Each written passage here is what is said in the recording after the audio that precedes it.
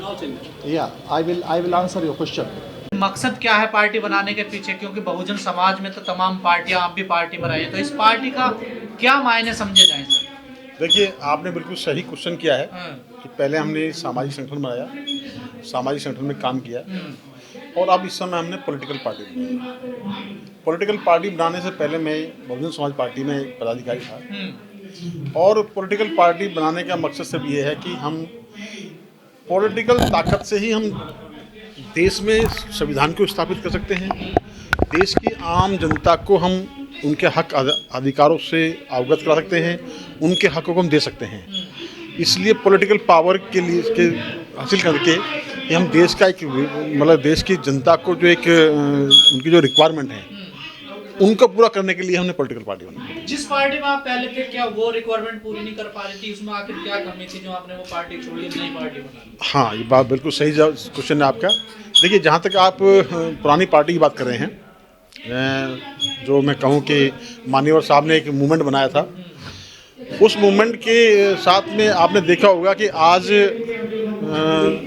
विधानसभा में जो प्रतिनिधित्व है वो जीरो हो गया है, जीरो हो गया।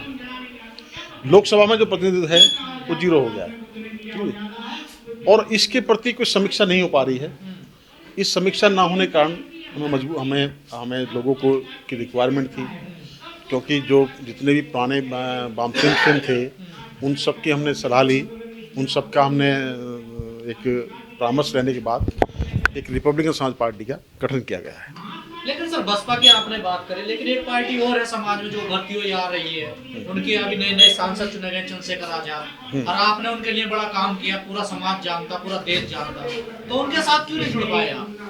देखिए, जहाँ तक आपने आज़ाद समाज पार्टी की बात की है, आज़ाद समाज पार्टी का जो नेतृत्व है वो आप भी जानते हैं और मोस्टली ज़्यादातर इस बात से सभी लोग वाकिफ़ हैं कि उनके कार्यशैली में उनके जो आइडियोलॉजी है वो समाज के लिए कितनी कारगर है, ये आने वाला वक्त बताएगा जी कि आगे आने वाले समय में क्या सिचुएशन निकल के आती है। लेकिन जहाँ तक आप बहुजन मूवमेंट की बात करते हैं, जो महापुरुषों की विचारधारा की बात करते हैं, उस विचारधाराओं के साथ हम कोई समझौता नहीं करेंगे। तो हमारे पार्टियां समझौता कर रही हैं? देखिए, निश्चित जो आप देख रहे हैं कि जो आज बहुजन समाज को जो होना चाहिए, बहुजन समाज के लिए जो होना चाहिए वो नहीं हो पा रहा है। ना होने के पीछे कारण है कि कहीं ना कहीं पार्टी के पदाधिकारियों द्वारा संघर्ष की जगह समझौते को इस्तेमाल करना।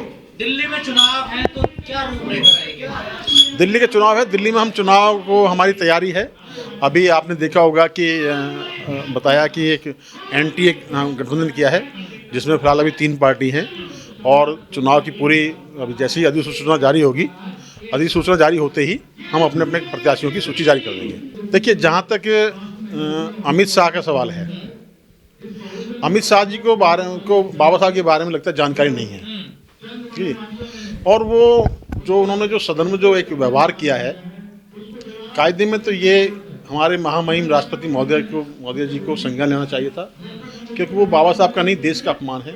क्योंकि देश बाबा साहब के बनाए हुए संविधान से चलता है और हमारी पार्टी ने इसकी पूरी भर्त्सना की है, उनके खिलाफ पूरा प्रदर्शन किया है, महामहिम राष्ट्रपति जी को ज्ञापन दिया है और उस ज्ञापन में हमने उनके कोई इस्तीफे की मांग नहीं की है, उनके बर्खास्ती की मांग की है महामहिम राष्ट्रपति महोदय से, क्योंकि वो डिजर्व नहीं करते हैं।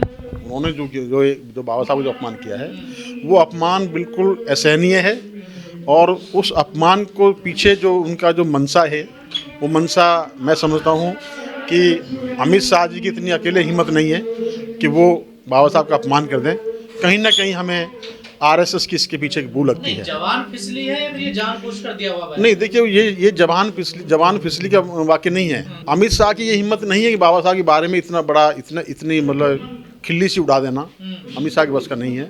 संभवतः मतलब हमें कि उनके पीछे की जो उनका जो संगठन है, आरएसएस नाम का संगठन है, आरएसएस के लोगों को मैं चैलेंज करता हूँ और भारतीय जनता पार्टी के लोगों को हम चैलेंज करते हैं कि वो जिस मंदिर की बात कर रहे हैं उस मंदिर में वो सब चले जाएं या उस नहीं पहले मंदिर में जाए ना, स्वर्ग में बांध जाएंगे। स्वर्ग नाम की कोई चीज़ नहीं है, मंदिर उन्होंने बनाए हुए मंदिर हैं। और मैं इस बात का चैलेंज करता हूं कि अगर उनके मंदिर के द्वारा कोई देश में एक साइंटिस्ट हो, कोई देश में एक इंजीनियर हो, कोई देश में एक डॉक्टर हो, कोई देश में एक वैज्ञानिक हो, कोई देश में सबसे छोटी है प्लम्बर, कोई प्लम्बर भी अगर उनके मंदिर ने पैदा किया हुआ हो तो वो उसको ले आए, हम उसके साथ उसकी बात को मानने के तैयार हैं। हाँ, मंदिर ने कुछ दिया है और स्वर्ग भी हो सकता है, लेकिन ये मंदिर मस्जिद का जो मामला है ये जनता को भ्रमित करने वाला मामला है, क्योंकि ये देश की शिक्षा को ध्वस्त करना चाहते हैं। तो जबानी फसली है, ये शिक्षा से डाइवर्ट करने का माध्यम है।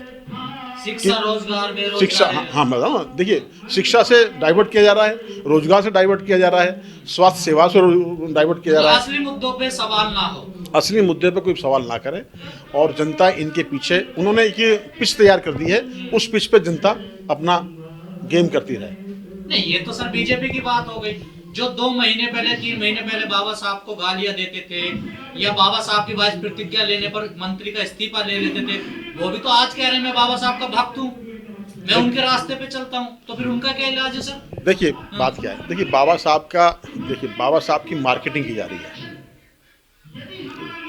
बाबा साहब को समझना और बाबा साहब को जानना और मानना दोनों फर्क है। रिपब्लिकन समाज पार्टी बाबा साहब को जानती भी है और बाबा साहब को मानती भी है। मानने से पहले जानने का काम करती है।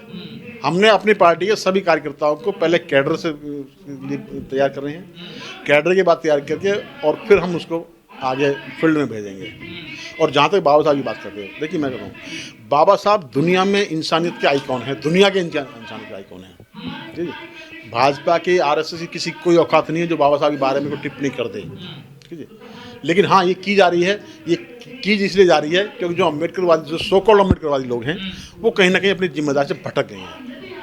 इसी वजह से ना इस्तीफा हो ना माफी मांगी। नहीं, इस्तीफा और माफी मांगने की देखिए बात, इस्तीफा और माफी मांगने नहीं है। मैं तो कहता हूँ राष्ट्रपति महोदय जी को संज्ञान लेना चाहिए था, उनको बर्खास्त करना चाहिए था, और ऐसे आदमी पर क्वेश्चन मार्क करना चाहिए कि वो जिंदगी में कभी प्रोटोकॉल ना मिले ऐसे व्यक्ति को। पर ऐसे आदमी को जो दलित सांसद आरक्षण से गए हैं, यहाँ तक कि प्रधानमंत्री भी उनके बचाव में उतरे हैं, कि लगातार ट्वीट किए उन्होंने कई सारे, और दलित सांसद मंत्री भी उनका बचाव कर रहे हैं। हाँ देखिए, आपने बिल्कुल सही कहा है। वो बचाव क्यों कर रहे हैं? वो बचाव इसलिए कर रहे हैं क्योंकि वो उनकी मानसिकता है, वो अमित शाह की अकेले की मानसिकता नहीं है। प्रधानमंत्री इसलिए बचाव कर रहे हैं क्योंकि वो उनकी पार्टी की मानसिकता है।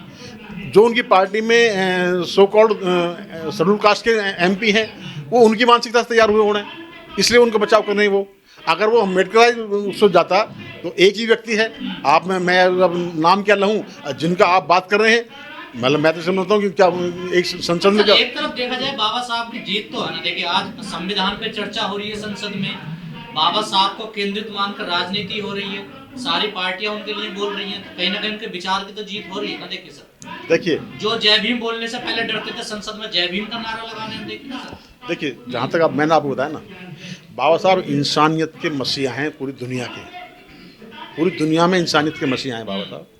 जहाँ तक आप जीत की बात करें, ये बहुत छोटा सा पार्ट है, क्योंकि बाबा साहब के बगैर उनका गुजारा नहीं है। दूसरी बात, इससे भी ज़्यादा महत्वपूर्ण बात क्या है कि इस देश की जो एक ऐसी असमानता की व्यवस्था है, उसको समानता में लाने वाले कौन है? बाबा साहब अम्बेडकर। इस देश में गैर बराबरी की व्यवस्था है, उसको बराबरी में लाने वाले कौन है? बाबा साहब अम्बेडकर। इस देश में जो अब तक वंचित रहे हैं उनको हक देने की बात कौन करते हैं? बाबा साहब अम्बेडकर। ठीक है जी। इस देश में जो अब तक जिनको इंसान नहीं माना जाता था उनको इंसानियत का दर्जा देने वाले कौन है? बाबा साहब अम्बेडकर। ठीक है जी। इंसान के साथ साथ इस देश की जो एक प्राकृतिक व्यवस्था है, जिससे एक मानव को एक अच्छा एनवायरनमेंट मिलता है, उसकी अगर सुरक्षा की व्यवस्था करते हैं वो बाबा साहब अम्बेडकर करते हैं। ठीक है, तो बाबा साहब अम्बेडकर का जो एक मतलब उनका जो एक जीवन परिचय है, या उन बाबा साहब अम्बेडकर का जो दृश्य है, वो कोई छोटा आम दृश्य नहीं है। आरएसएस या संघ या भाजपा के लोगों के बस का उनका समझना नहीं है। ठीक है, और निश्चित बाबा साहब अम्बेडकर के जो एक उनका जो एक संकल्प था कि इस देश को हम प्रबुद्ध भारत बनाएंगे, वो आप लोग जैसे मीडिया पत्रकार बंधु, इन सब का जब सहयोग होगा, जो अम्बेडकर लोग आगे बढ़ेंगे, तो निश्चित इस देश को प्रबुद्ध भारत का जो एक संकल्प है बाबा साहब का। केजरीवाल जी जो कह रहे हैं मैं बाबा साहब का भक्त हूं, देखिए जो केजरीवाल जी है ना, वो भी बाबा साहब की आड़ में अपनी दुकान चला रहे हैं। वो भी एक आरएसएस का एक प्रोडक्ट है। ठीक है, अगर केजरीवाल बाबा साहब की अगर बात को मानते हैं, बाबा साहब को जानते हैं, तो केजरीवाल ऑर्डर दिल्ली में मुख्यमंत्री थे, ऑर्डर पास कर देना कि शिक्षा का राष्ट्रीयकरण होगा। क्यों नहीं किया उन्होंने? स्वास्थ्य का राष्ट्रीयकरण होगा, क्यों नहीं किया उन्होंने? पर्यावरण के बारे में क्या किया उन्होंने, ठीक है जी, रोजगार के बारे में उन्होंने क्या कर रहे हैं वो, सब दिखावा है। सब दिखावा। देखिए जितना भी एम्प्लॉयमेंट है वो उन्होंने ख़त्म कर दिया है। एम्प्लॉयमेंट का राष्ट्रीयकरण होना चाहिए। बाबा साहब अम्बेडकर का जो एक सपना था, जो बाबा साहब अम्बेडकर जो क्लियर कट संविधान के साथ साथ स्टेट एंड माइनॉरिटी जो अपने लेख में लिखते हैं, वो तो क्लियर कहते हैं कि जितनी भी संवैधानिक संस्था हैं वो सब सरकार के अंदर होनी चाहिए। और सरकार बनाई किस लिए जाती है? सरकार इसलिए बनाई जाती है कि सरकार की जिम्मेदारी है, सरकार का नैतिक कर्तव्य बनता है कि देश के हर नागरिक को उसका हक प्रोवाइड कराए, उसको डिमांड करने की जरूरत ना पड़े। ये सरकार की जिम्मेदारी बनती है कि उस व्यक्ति का जो हक है वो उसको प्रोवाइड कराए।